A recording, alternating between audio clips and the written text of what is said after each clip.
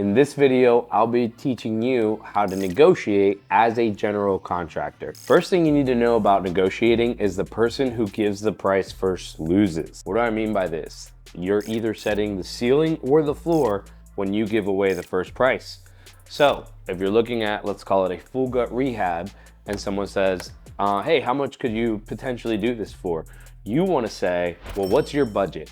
If they give you that budget number, you know where they're at, and you could either go a little bit ahead or you could even come down if needed. Obviously, always try to go ahead and land at the first price if it makes sense in your numbers as well. Any sort of services that you need to assign value to what you do, you're going to need the art of negotiating, right?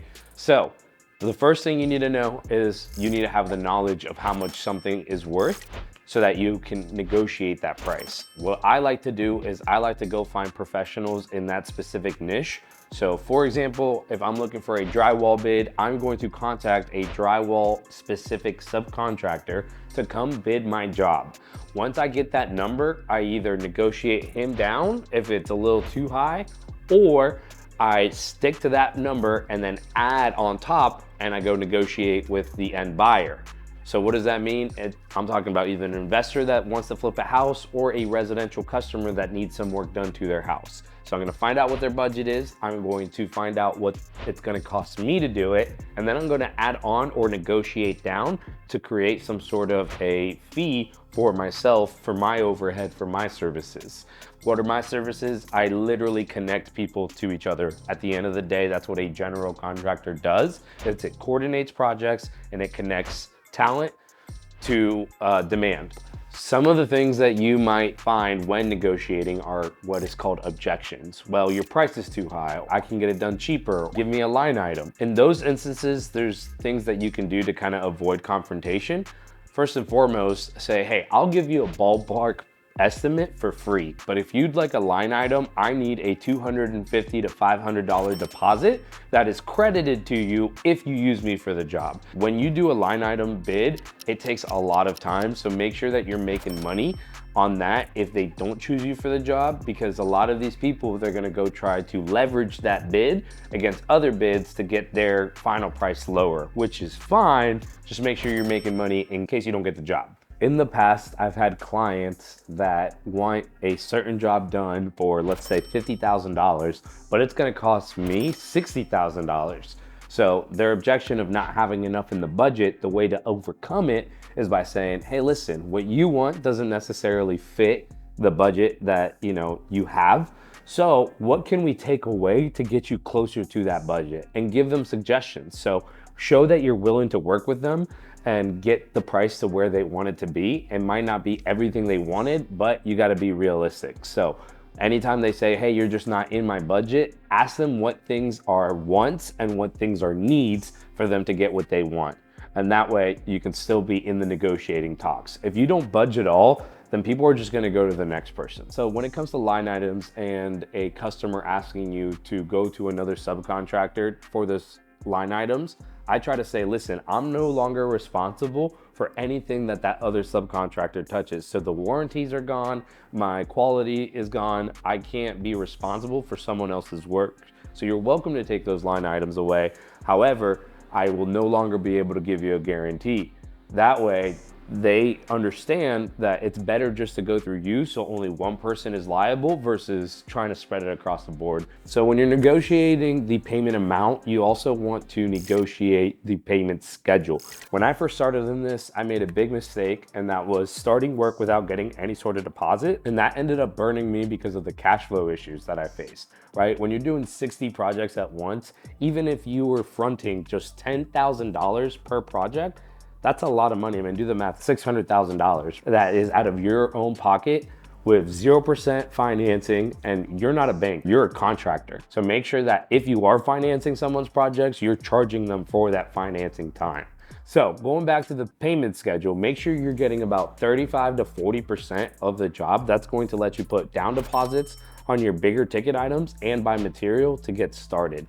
I typically do 40% up front, 40% after MEPs, which again are electrical, plumbing, and HVAC, and then 20% once the paint has started, and 20% at the very end of the job. That way they feel comfortable that you're not gonna not come back to the job and you're still paying your people along the way. That 20% is generally your profit. So you take profit at the end, but your costs are being paid for along the way. Another way you can make money in contracting is change orders. I typically give them a la carte option at the very beginning of the contract and say, this is what the scope of work and what you wanted me to do. Here are some suggestions I have and the appropriate values that if you choose to add on these services now, they would be. For example, I always like to give them the option of niche lighting. That's lighting in the shampoo boxes. I typically charge an extra $500 to be able to add that perk.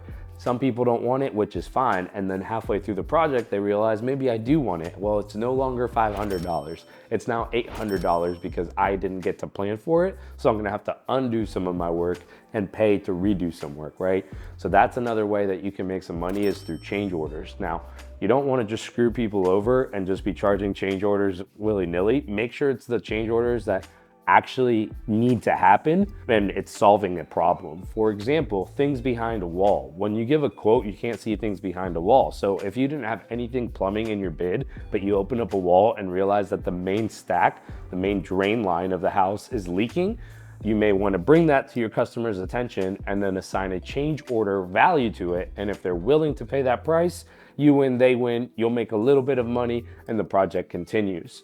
But you'll want to make sure that on that original scope of work, you had nothing to do with plumbing, because if you said any sort of plumbing issues we will fix and you weren't contemplating an entire drain change out, then you're going to be in big trouble. You're going to lose some money. So make sure that when you're doing bids, you're very clear about your wording and what you're willing to cover and what you're not willing to cover. Last but not least, deadlines. Construction is one of the hardest things to keep a deadline with, and that's because materials are always on back order, people are always missing work, and it's just a human service business. So unfortunately, the schedules are hard to keep up with. When you're giving out schedule times, make sure you're giving yourself a buffer. Typically, I say, hey, if something's gonna take me 30 days, I say it's gonna take me 45 to 60. That way, if I get it done early, they're happily surprised, versus if it takes that long amount of time that I had initially quoted that I didn't think it was gonna take, they can't be upset because you put that proper expectation. So always give yourself extra time and make sure that you're trying to get it done beforehand, but knowing that you have that little bit of buffer to play with. So in conclusion, when you're negotiating in general contracting, make sure that you figure out what the budget is first, then go find a subcontractor to quote that job and make sure that there's a spread for you. Make sure that you're also giving out proper guidance on change orders and allowing yourself to make more money by giving them those upcharges or upsales, like niche lighting, like heated floors, and many other tiny little things you could do to make more money. And when you're negotiating, make sure that you do not give the first number yourself. If you give the first number, you lose. That's your ceiling or your floor, and there's no going back from it. If you liked this video and found some value, go ahead and subscribe, like, comment, share with your friends. See you at the next video.